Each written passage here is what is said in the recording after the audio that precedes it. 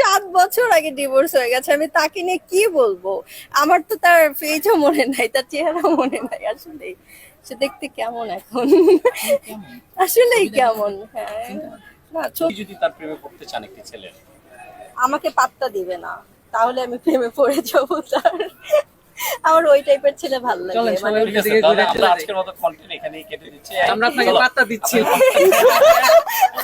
ওকে, nail ভেঙে গেছে, so আমরা আজকে আশাবাদী আমরা তার মানে নেল জিতবো। ভেঙে যাওয়াতে আপনার প্র্যাকটিস ভালো হয়েছে, জিতবেন। হ্যাঁ হ্যাঁ, নেল স্বপ্নে দেখেছেন? স্বপ্নে কেন ভাই, আমি অনেক কষ্ট করছি, so আমি জিতবো। আচ্ছা, মারিয়া মিম জিততেই হবে, না জিতলে আমি আর আসবো না কাল থেকে, লজ্জা পাবো। সামনে দেন মাইক্রোফোন। আচ্ছা, মারিয়া মিম জীবনে ভুল করেছে? অনেকবার ভুল সিদ্ধান্ত করেছি, নিতে? হ্যাঁ সিদ্ধান্ত নিতে আমার ভুল হয়, এই জন্য আমি সব সিদ্ধান্তে যাওয়ার আগে আমি আমার আব্বুকে বলি, আম্মুকে বলি, আমার ছোট বাচ্চাকে বলি যে আসলে এটা করা উচিত, কি হবে কি হবে না, এটা আমি ভুল করি।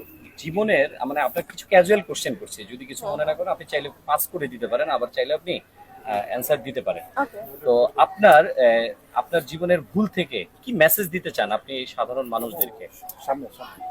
বুঝে শুনে ডিসিশন নাও, এই ব্যাপারে তো আমি জানি না ভাইয়া, নো কমেন্টস। রাজনীতির ব্যাপারে আমি কোনো কিছু বলতে পারবো না। মেসির সাথে আপনার দেখা হয়েছিল, আপনি বলেছিলেন হ্যাঁ, সে সময়ের অভিজ্ঞতাটা অভিজ্ঞতাটা যদি বলতেন। তখন আমি বারবার তাকাচ্ছিলাম মেসির দিকে, জড়িয়ে কারণ ধরার চেষ্টা করেছিলেন? ওর ওয়াইফ ছিল তো, আমরা একটা ক্লাবে ছিলাম, তো ওখানে আমরা 4-5 ঘন্টা ছিলাম একসাথে, সবাই সবার মতো করে চিল করছিলাম, দেখতেছিলাম, পাশে আমার ফ্রেন্ডদের বলতেছিলাম যে মেসি, সবাই একটু একটু আচ্ছা, তাকাচ্ছিল, এত বাট জনপ্রিয় একজন মেসি, তাকে কি জড়িয়ে ধরার ইচ্ছা হয়নি একবার? ইচ্ছা ছিল, বাট এখন কি করার, কি ওখানে করার তো ইচ্ছা ছিল একটু বলেন।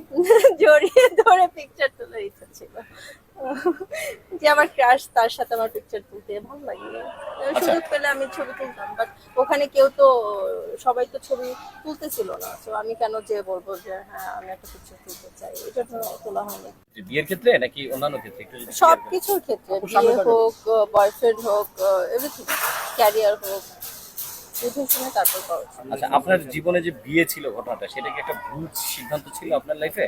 এটা নিয়ে আমি কথা বলতে চাচ্ছি না, নো কমেন্টস। আচ্ছা, সুন্দর, আপনি পাস করে দিলেন।